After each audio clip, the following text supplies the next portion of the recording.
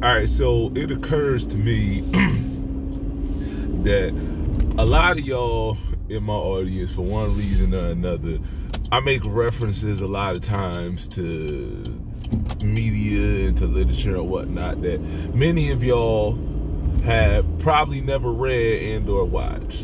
And that may or may not be your own fault, depending on what your background is. If you come from anywhere like where I come from, there's a better than good chance that it's not your fault. You feel me? And for that, you cannot be blamed. But you should still be aware. For the rest of y'all niggas, I ain't really got no excuse to come up with for y'all. But anyway, I digress. Y'all will hear me bring up stuff like Brave New World, 1984, Animal Farm.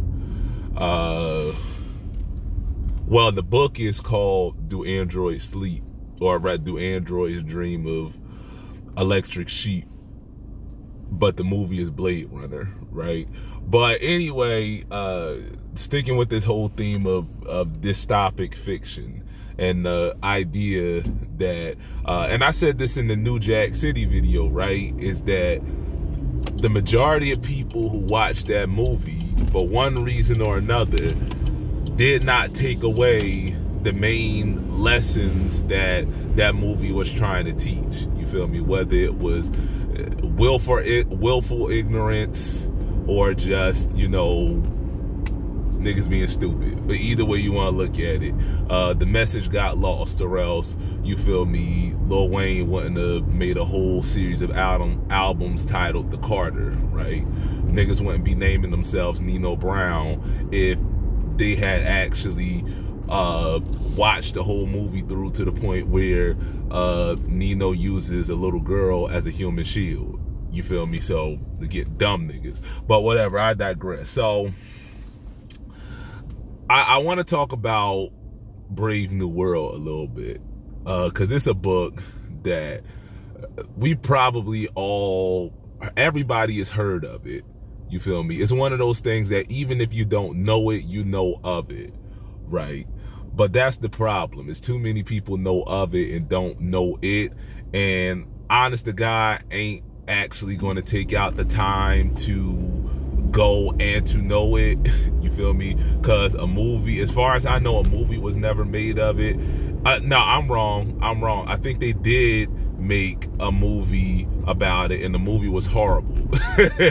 And the movie, you feel me, had, you know, the movie was not faithful to the book in a way in which you will understand why this joint was so important when it came out and even today. But I've spent enough time blabbering or whatever. So Brave New World, long story short, what happens in the book rather, is that it's set somewhere in the far off future, right? In far off London, in a society in which humans are genetically engineered. Nobody gives birth anymore. The concept of marriage, of monogamy period, the concept, you know, of mothers and fathers and families is so foreign to this society that it's considered a vulgarity. You understand what I'm saying? There's a scene later on in the book that really drives this point home, but the very idea of having a family is considered vulgar, right?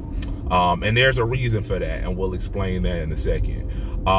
Society is divided into castes based on your aptitude, but your aptitude is, you know, genetically it's predetermined. It's not up to you. So you got alphas, betas, deltas, gammas, and epsilon, right? Alpha being the highest, and I think whatever is the last one. Is the alpha is the highest, right? Alpha is all of this. Alpha would be, you know, the Boule Blacks. Alpha would be, you know, the Divine Nine niggas. I'm just, y'all know I just be busting y'all balls, man. But alphas are basically the people that run the world, right? At the beginning of the book, it opens where it's showing you how, you know, they genetically engineer these babies. You feel me? They come out like 96 identical twins at one time, right? And the lady one of the ladies who's in charge of conditioning, they show this process where they condition the babies that are meant to be deltas. So basically the factory workers and this for the Islam nigga in the corner with the bow tie or whatever. He ain't got no bean pies.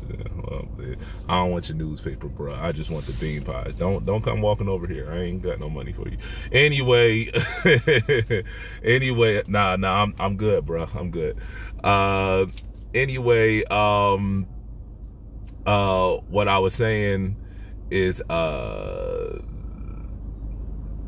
damn, nigga, I said I don't want none. Jesus Christ. I be losing my train of thought. Anyway, dog, all right. I'm sorry, y'all. Life in the inner city, right? Anyway, so there's this process where the Delta babies, they got them on this mat, right? And they got a bunch of books and flowers on the mat. And the mat is electrified, right? And the lady turns the mat on to, you know, to shock the babies. Basically, it's electroshock therapy to condition, you know, these babies to dislike books and to dislike nature, right? They dislike books. The reason they making them dislike books, the reason should be, you know, pretty obvious, so that, you know, they will be satisfied with being stupid, right? They'll be satisfied with being unintelligent. And they condition them to dislike flowers so that they will, you know, have a distaste for nature. They'll want to stay, you know, in the industrial, they factory jobs and have no desire to go anywhere else, right? They also show this scene where, you know, they have kids outside, you know, engaging in, you know, these kind of very sexualized games. These kids they're all naked and they all, you know, doing some stuff that I ain't going to describe out loud because, you know, monetization, nigga. But the whole purpose of this is to desensitize them to the idea of promiscuity.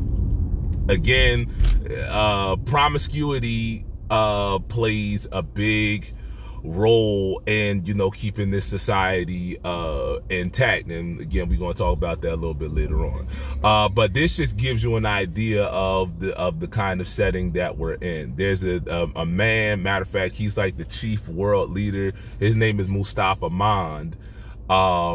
And he basically explains, you know, to the people that's visiting the conditioning place or whatever, what life was like before the world state, right? When people have families, when people have fathers and mothers and all this kinds of stuff, and the people are, you know, quite literally disgusted by the very idea again. So anyway, we're introduced to this nigga named Bernard, right? Introduced to this nigga named Bernard and Lenina. I never really learned how to pronounce her name right. But anyway, Bernard is an alpha, but he's like at the bottom rung of alphas, right? You know, he's a lot shorter and a lot less athletically capable than his alpha peers. And as a result, you feel me, it makes him feel a type of way because he's interested in the John Lenina, but he can't compete with her other suitors or whatever, and it makes him bitter and it makes him whatever and whatnot, and he's just generally unhappy, you feel me, with the way that society is. But more so, it has more so to do with the fact that it has more, and this comes back to something I've talked about a lot in the past, right?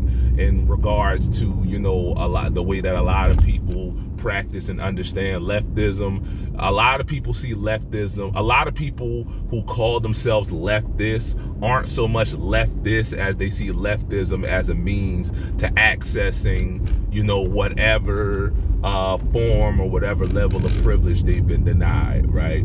You understand what I'm saying? And that's kind of the role that Bernard plays, right? And you find that out later on down the line. But anyway, we're going to hop, skip, and jump a little bit here and get to the part where Bernard and Lenina, who he does wind up, he does wind up clapping at one point, but that's just because that's the way the society works. So, you know, everybody's fucking everybody in the world state. That's just what it is. They go on this trip to this reservation to the Savage Land.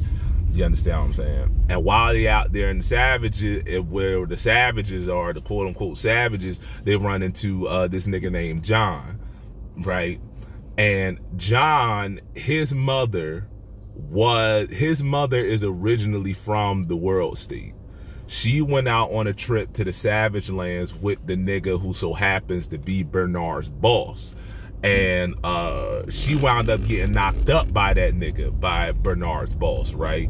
I also forgot to mention Helmholtz, who's another character. I don't even really know if Helmholtz is all that relevant to the point that I'm trying to get at, but whatever. He's Bernard's roommate, and he's also an alpha, and he also feels, you know, stifled by this society and whatever and whatnot. So they sort of kind of bond over that and whatever and whatnot. But anyway, nigga, so they run into this nigga named John, and John is an outcast to the Savage Society because of his birth. Because, you know, his mother is from the world state. She was already pregnant when she got there, and she does a bunch of shit that they don't appreciate, like, you know, going around and, you know, clapping everybody's husbands. You understand what I'm saying? Which, I mean, you can't exactly blame her for, because, you know, that's the way that she's been conditioned. That's the way that she's been socialized or whatever. So John, you know, she teaches him how to read and all this kind of stuff. And John, he learns how to communicate his feelings using Shakespeare. You understand what I'm saying? He has like this real deep affinity for Shakespeare, and that's where the phrase "Brave New World" comes from. It's a line from The Tempest, where, you know, they use the phrase "Brave New World." And Bernard invites John and his mom back to the world state because, you know, and maybe I should have mentioned this earlier, but Bernard's boss doesn't like the way, you know, that he's been acting lately, so he threatens him to exile him to Iceland. But once they get back to the world state and gets back to London, which is the world state, whatever, y'all understand what I'm saying? Once they get back, you feel me, you know, the decision has been made. Bernard's finna get exiled or whatever, but then Bernard, you know, pulls a trump card. Surprise, nigga. I got your long lost illegitimate son and your baby mom over here. And, you know, they run up on him, and John starts calling him, you know, his father over and over and over again. And again, you know, the idea of fathers and mothers, you feel me, is a vulgarity in the society. So everybody start busting out laughing. And then the nigga boss, he run out and, you know, he's embarrassed and whatever and whatnot. So what happens from this point is that now, you know, John becomes a celebrity, and Bernard becomes a celebrity because Bernard is basically his handler. And then we come to realize, remember how I said earlier about how, you know, some people just see leftism as a means to access privilege. Well, surprise, surprise, Bernard, again, just like I said earlier, now that Bernard has the recognition, has the fame, and has the popularity and whatever and whatnot, now all of a sudden he's happy, right? You know, he's cool or whatever. Another point that I forgot, this is kind of important to the whole world building of the thing, is that there's a drug that everybody takes called Soma. And anytime you start to feel just a little bit unhappy, right, you just take Soma and indulge you to, you know, your emotions, and you go back to being, you know, a big happy dummy. You understand what I'm saying? So back on, I'll bring up Soma a little bit later on too, once we get, you know, closer to the end. So what winds up happening, right, is that Crip map mean. What winds up happening is that the girl, Lenina, she winds up developing a liking for John, and John was basically smitten for her from the point that he met her. But John, because, you know, his whole worldview is built on Shakespeare and is built on, you know, traditional, you know, gender roles and whatever and whatnot, you know, he see, you know, Lenina sleeping around and whatever, and he's repulsed by that. While at the same time, so basically his whole thing is, you know, he's repulsed not only by her sleeping around, but just the whole idea of, you know, premarital fucking as a generality. You understand what I'm saying? So Lenina is fascinated by him, and is fascinated, you feel me, by, you know, the fact that this is the way that, you know, his mind works or whatever. One thing leads to another. You know, John, you know, winds up causing enough ruckus, enough, you know, upheaval and whatever and whatnot, that they get brought before the nigga Mustafa. And so Helmholtz and Bernard, they wind up getting exiled or whatever. They not happy about it. And this is kind of where the big, you feel me, the titular point of the novel takes place, where it's this debate between Mustafa and between John.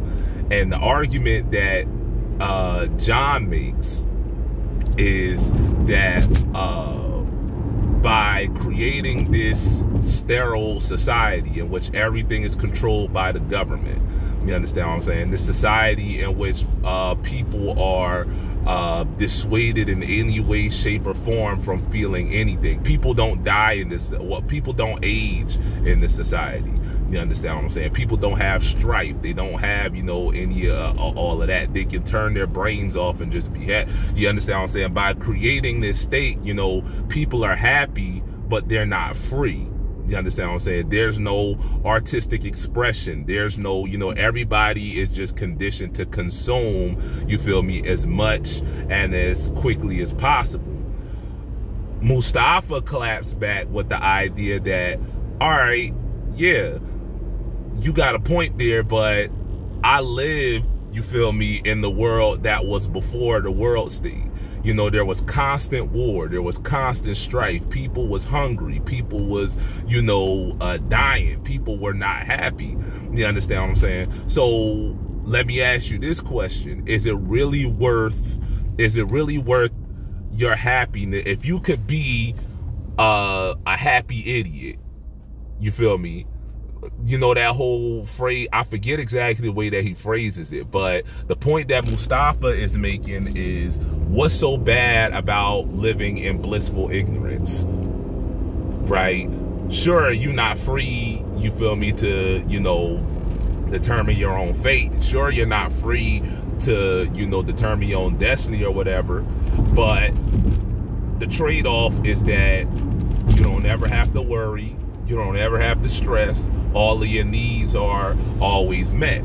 You understand what I'm saying? John rejects this idea, again, you know, standing on his Shakespearean principles or whatever. And then, long story short, you know, there's you know, that's pretty much all you need to know for the point that I want to get at. You understand what I'm saying? And that's that, you know, whenever I say that we are living in Brave New World, right? This is what I'm talking about. Remember how I said about we are living in a one-dimensional society, a society that conditions us where we lack the capacity, we lack the desire for critical thinking. You understand what I'm saying? We're all basically, you feel me, being pumped with Soma, you feel me, 24 hours a day, 7 days a week. You understand what I'm saying? We live, you know, in some amalgamation of Brave New World 1984, which I'll talk about in another video, and they live. You understand what I'm saying? So yeah, that was, this ain't Spark Notes, that was the Hood Notes version of Brave New World. So nigga, if you haven't read it, it's on Audible. It's only like a 9-hour listen on Audible.